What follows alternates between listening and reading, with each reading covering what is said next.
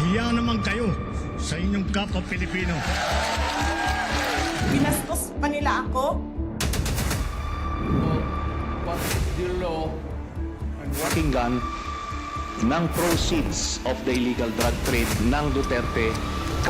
The law enforcement, the highest law enforcement official being head of PNP. Yeah. Now you're hiding this scoundrel, this fugitive. Kasi napag-usapan natin itong geopolitics na to. Do you really think or what do you feel about yung hindi pagtulong ng Europe at NATO ito President Trump from the start? Kasi ang pinakapaliwanag kasi nila, hindi kasi sila sinabihan. Oh. EU and NATO, hindi naman isang country yon. Pero sabi ni President Trump, kung sinabi ko naman sa inyo, edi malalaman nyo ng Iran. Edi, it doesn't make any sense. Ano tingin nyo dyan sa analogy na yan? Is it another strategy of President Trump or EU or the European countries just don't trust Trump? Wala. Pero Kaya Prof, does pumasok it, lang do you think US po, dahil sa ano ng US.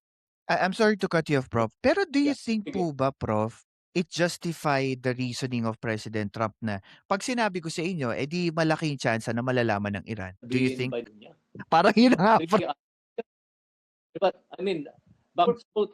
Alam niyo, Oo. Prof, the reason why I asked this, kasi it's a little bit compelling para sa akin. Yung napansin ko, I think 48 hours ago, there was a story that President Trump was pissed off dito sa mga European countries, not because hindi lang because na hindi sila tumulong from the very start at dito sa Strait of Hormuz. Apparently, na base militar na mismo ang Amerika naggawa sa mga bansa EU, yung mga prime minister or president, ah, hindi sumang-ayon na gamitin base militar ng Amerika doon sa bansa nila, namely Spain, France, at saka lately Italy for parang Diba? Papayagan mo ba? defense.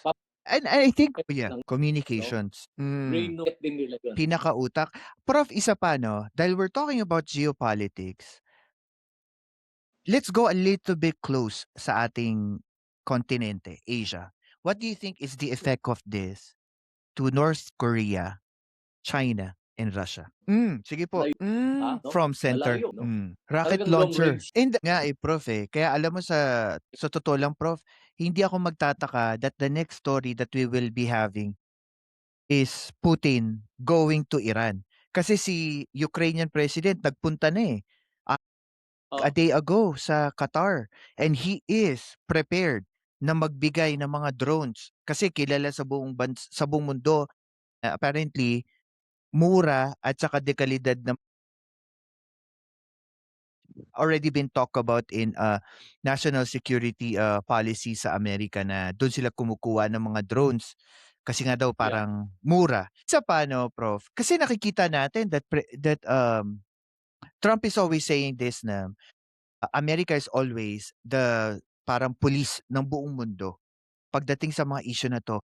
Pero nakita at paliwanag niya dito, nakita natin na kapag ang Amerika ay napunta sa isang pagkakataon na maaring magkaroon ng big war in the future, yung sinasabi niya.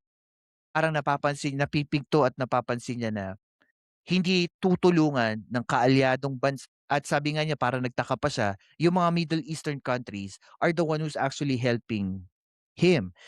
Tingin niyo po ba dito at this moment in time, ang Amerika ba ang laging nauuna na nagiging solusyon sa global threat?